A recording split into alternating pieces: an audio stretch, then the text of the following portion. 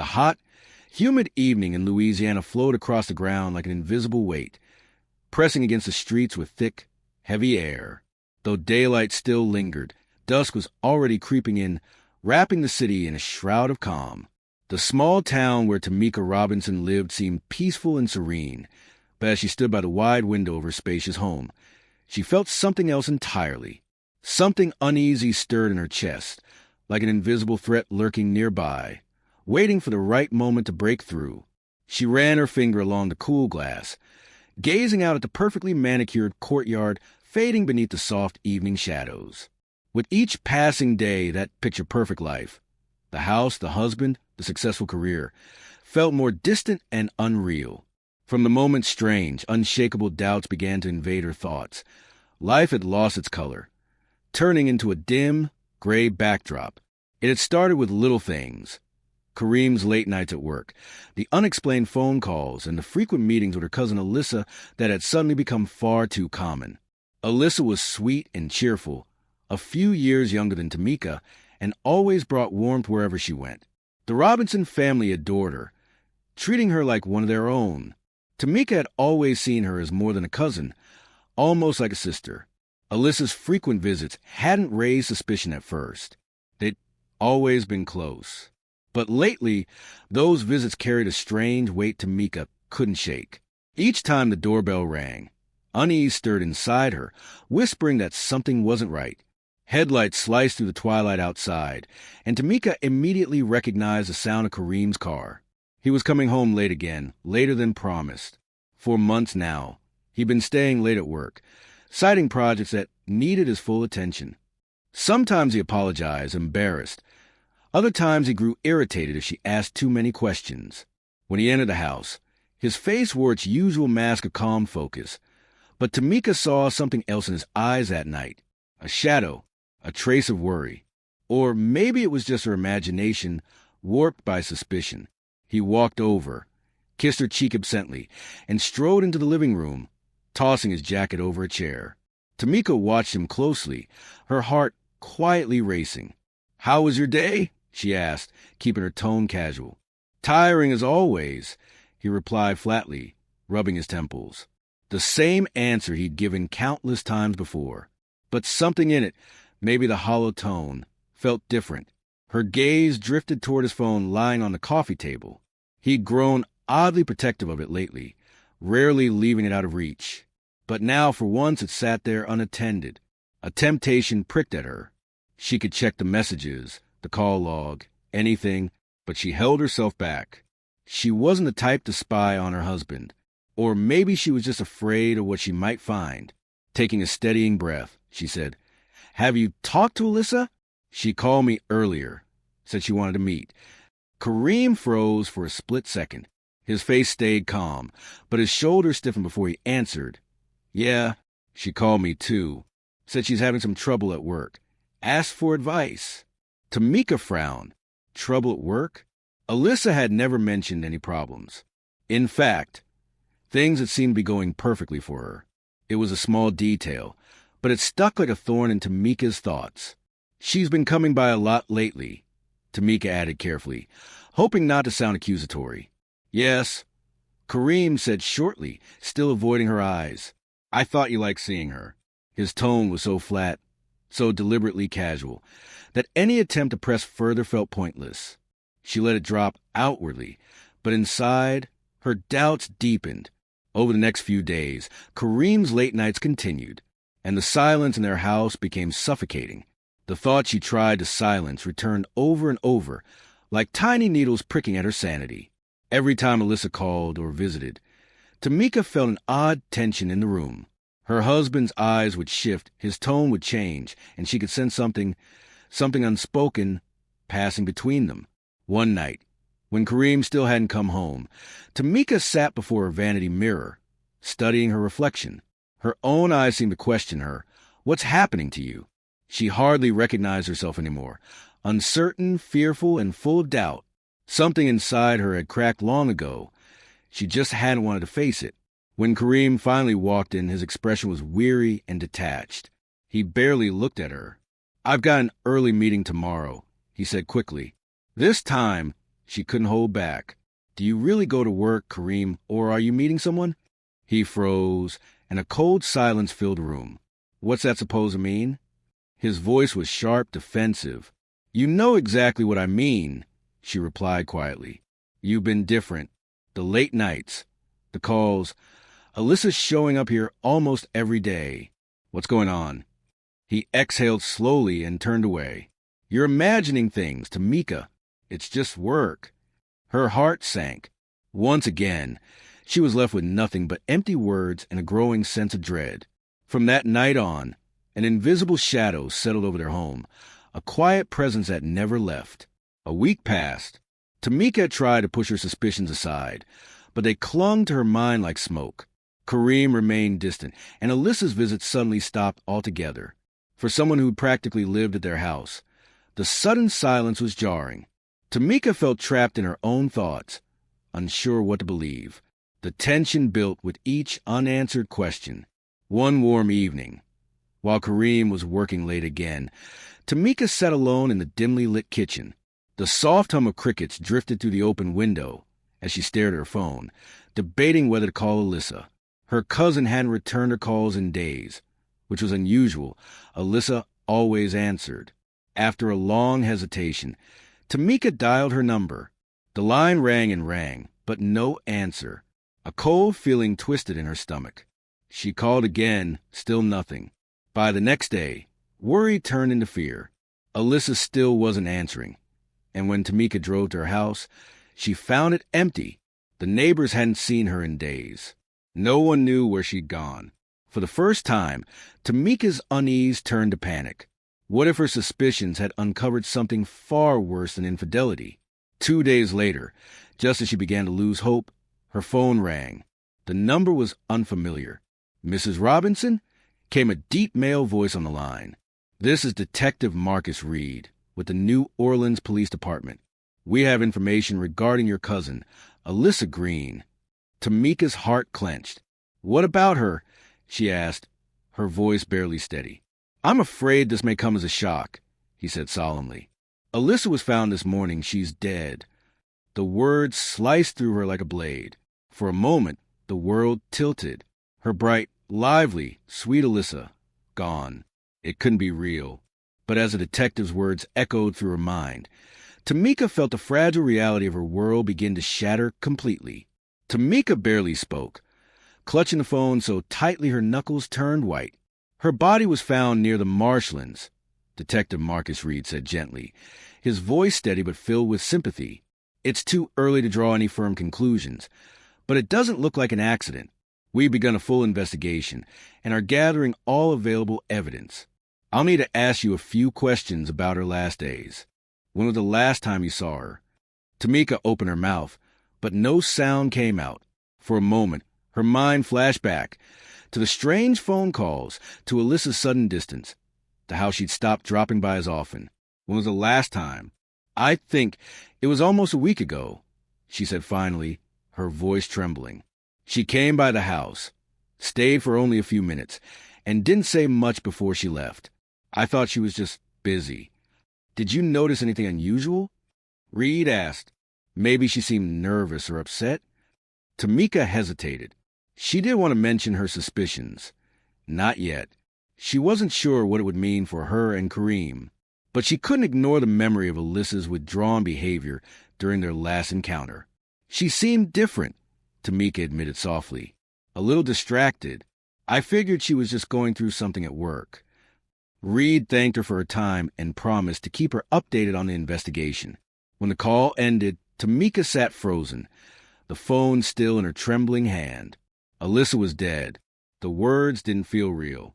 Grief tightened around her chest, but mingled with the pain came something else, something darker. Her suspicions about Alyssa and Kareem were no longer just jealous thoughts. What if this went far deeper than betrayal? What if something truly sinister had been hiding beneath it all? That evening, Kareem came home later than usual. Tameka, still dazed from the news, watched him in silence. His movements were slow, distracted, his expression blank. "Did you hear?" she finally asked as he sat down, rubbing his temples tiredly. He didn't look up. "Hear what?" About Alyssa. Her voice cracked. She was found dead. Silence filled the room. Kareem froze, his hand suspended halfway to the glass of water, before slowly setting it down. When he finally looked at her, his eyes held something she hadn't seen before. Not grief, not shock, but something that looked eerily like fear. "How?" he asked flatly, his tone too calm to sound sincere. "They found her body near the marshes," Tameka said carefully, watching his face. "The police said it doesn't look like an accident." Kareem lowered his gaze, rubbing his face as if trying to collect himself. His expression remained blank, but Tameka noticed a tremor in his hand. Was it pain or guilt? She couldn't tell. She decided not to press him further that night, though her mind was racing. Something wasn't right. Kareem was hiding something. She could feel it. She just didn't know how to make him tell her the truth. Detective Marcus Greenwood had spent more than 20 years with the New Orleans Police Department, long enough to see every dark corner of human nature. He'd handled murders, betrayals, and crimes that tore families apart, but the death of Alyssa Green felt different. When her body was discovered at the edge of the swamp, Reed knew immediately this was no ordinary case. That morning, a fisherman had stumbled upon her while checking his nets. Alyssa's body lay face down near the waterline, her hair tangled, her clothes streaked with mud. At first glance, it looked like she might have drowned, but Reed's instincts told him otherwise. The scene didn't fit. Her body had been carefully placed, not dragged. Her clothes weren't torn, and her expression, frozen in fear, told him she had known what was coming. "She doesn't have any visible injuries," one of the forensic techs noted, crouching beside the body. "But these faint marks on her neck, they're consistent with strangulation." Reed nodded grimly, jotting notes in his pad. "So it's murder, and whoever did this knew how to make it look like an accident."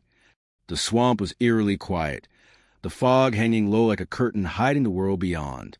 Whoever killed her had chosen this place for a reason, isolated, silent, almost impossible to stumble upon.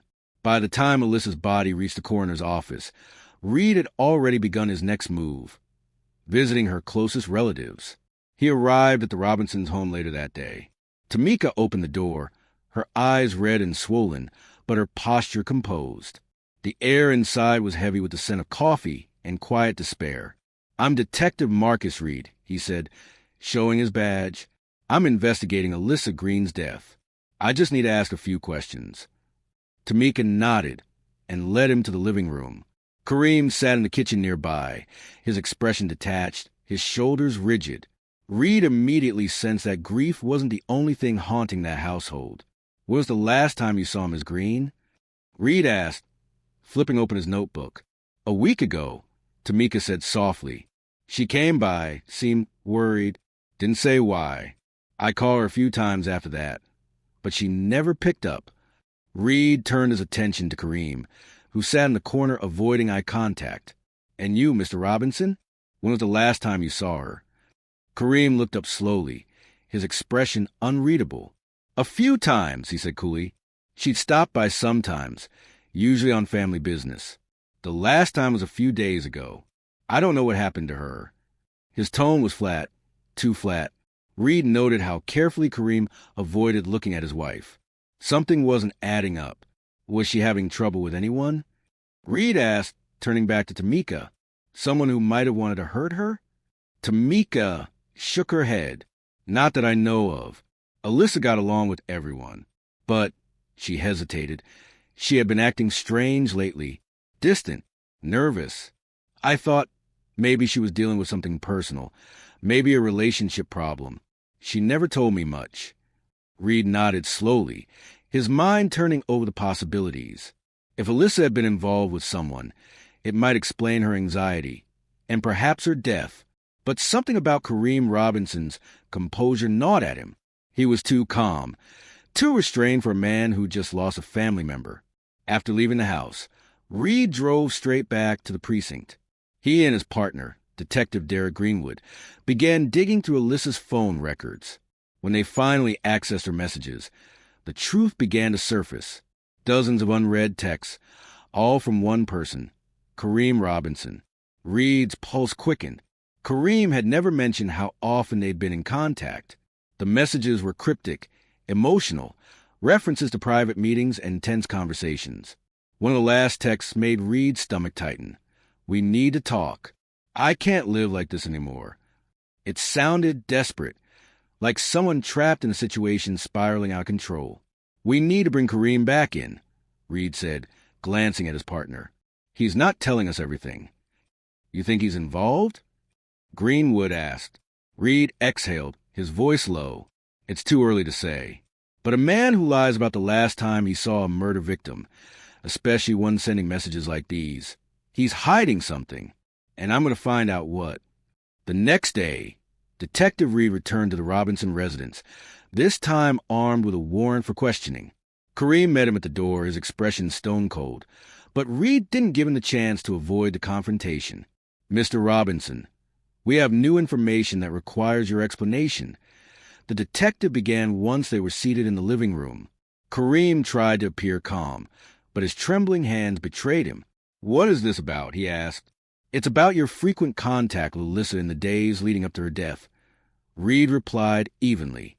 "You fail to mention that you were in constant communication, even though she reached out to you several times." Kareem stiffened, his posture tightening as though he felt cornered. "We just talked. Nothing unusual," he muttered defensively. "Alyssa was going through a rough time, and I was trying to help. There's nothing wrong with that." Reed leaned forward, his gaze sharp.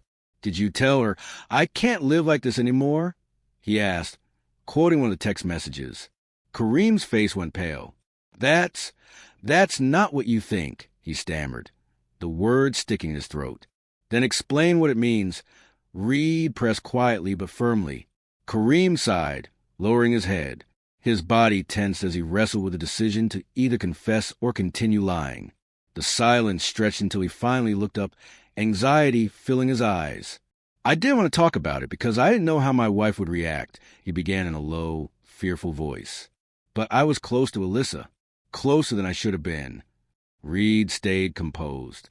He'd anticipated this, but hearing it confirmed still hit like a hammer. "What do you mean, closer?" he asked cautiously. Kareem exhaled shakily. "We started seeing each other a few months ago.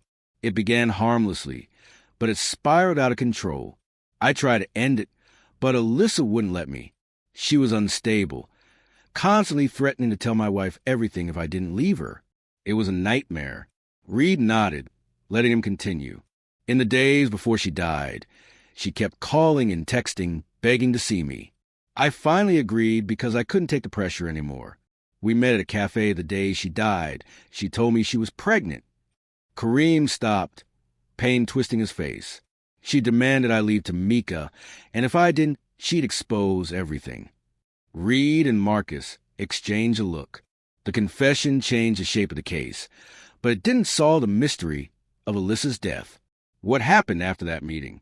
Marcus asked, studying Kareem's reaction. "I was shocked," Kareem said quickly. "I told her I wasn't leaving my wife. We argued, and she stormed out. I swear I never saw her again. I didn't kill her." "But you were the last person to see her alive," Reed reminded him coldly. "And you had motive." Kareem turned ghostly white, realizing how bad it sounded. "I didn't kill her. We had problems, yes, but I'd never—" He stopped, covering his face. "I just wanted everything to end." Reed listened silently, but his instincts told him Kareem's confession was only scratching the surface. The tangled web between Kareem, Tameka, and Alyssa was clearly the root of the tragedy, but too many questions remained. How had Alyssa ended up in the swamp? And who had really killed her? After the interrogation, Reed called a team meeting. "Kareem's confession gives us direction, but it's not enough," he said. "We need to dig deeper into Alyssa's life. Did she have other connections besides Kareem? Another man could be involved." "I'll pull her recent calls and emails," Marcus offered. "That might give us more leads." "One more thing," Reed added. "We know she was pregnant. If that child wasn't Kareem's, then we're missing another critical piece." A few days later, Marcus burst into Reed's office with new information. "We got something. There's another contact in Alyssa's phone, a man named Lawrence Miller. They'd been messaging for months. At first, it seemed harmless, but lately, his tone turned threatening. Reed scanned the transcripts. Looks like we found another suspect. Miller didn't take kindly to Alyssa's relationship with Kareem. Marcus nodded. He works for a construction company, lives in the suburbs. We should question him. Reed agreed. Lawrence Miller might be the missing link. The messages showed he was obsessed with Alyssa, and when he discovered her affair with Kareem, his jealousy seemed to explode. Reed and Marcus visited Miller at his home. The man, short and broad-shouldered, greeted them with a guarded expression. "We know you were close to Alyssa Green," Reed began, watching his reaction. "And we know you weren't happy about her relationship with Kareem Robinson." "That's none of your business," Lawrence snapped. "I didn't kill her. Yes, we were close, but I'd never hurt her. Then why the threats?" Reed asked, his tone sharpening. "You told her she didn't stop seeing Kareem. She'd regret it. That doesn't sound harmless." Lawrence shot up from his chair, his face reddening. "They were just words. I was angry, but I didn't kill her. She used me and I lost my temper. That's all." Hours of questioning followed. Eventually, Lawrence began to crumble. He admitted to following Alyssa and Kareem on the day of the murder, but insisted he hadn't killed her. "I just wanted to talk," he said shakily. "But when I got to the swamp, she was gone. All I found was her car." The more evidence they gathered, the murkier the case became. Reed sensed this wasn't just a jealous rage. It was something far more calculated. Days later, the medical examiner, Dr. Carla Stone, called Reed to the lab. "Detective, you need to see this," she said, spreading a stack of reports on the table. "First, we confirmed strangulation marks on Alyssa's neck," Carla explained. "But based on the impressions, the killer used a rope or belt, not their hands. That rules out accidental death or a moment of panic." Reed nodded grimly, connecting the dots. "There's more," she continued. "We found soil under her fingernails that doesn't match the swamp area. The particles are consistent with dirt from a paved roadside. That means she was killed elsewhere and dumped later." Reed froze, absorbing the revelation. So the killer planned it. This wasn't spontaneous. Carla folded her hands. "Exactly. And one more thing. We found traces of a non-medical tranquilizer in her bloodstream, strong enough to knock someone out for hours." Detective Reed froze. This was a game changer. If Alyssa had been drugged before being strangled, and her body later moved, then this murder was far more deliberate and calculated than he'd imagined. "Thank you, Carla," he said quietly to the medical examiner. "We're definitely on the right track." Back at the station, Reed immediately called a briefing. Detective Marcus Reed's partner, Detective Marcus Reed, should be Detective Marcus Green, to avoid repetition. Back at the station, Reed immediately called a briefing. His partner, Detective Marcus Green, was already aware of the latest findings and waited impatiently for Reed to speak. "What do you make of it?" Marcus asked as Reed entered the room. "The murder was premeditated," Reed said flatly. "The soil under her nails doesn't match the swamp. She was moved, and she was drugged before she was killed. This wasn't some jealous outburst. It was planned." Marcus leaned forward. "I checked Lawrence Miller's phone. Nothing directly ties him to the murder, but he did admit he followed Alyssa the day she died." Reed rubbed his chin thoughtfully. Lawrence looked like the perfect suspect on paper, but the motive didn't fit cleanly. Still, Kareem remained under suspicion. His affair with Alyssa had spiraled far beyond his control. Could he have gone as far as murder? The detective soon received the forensic results from Alyssa's car.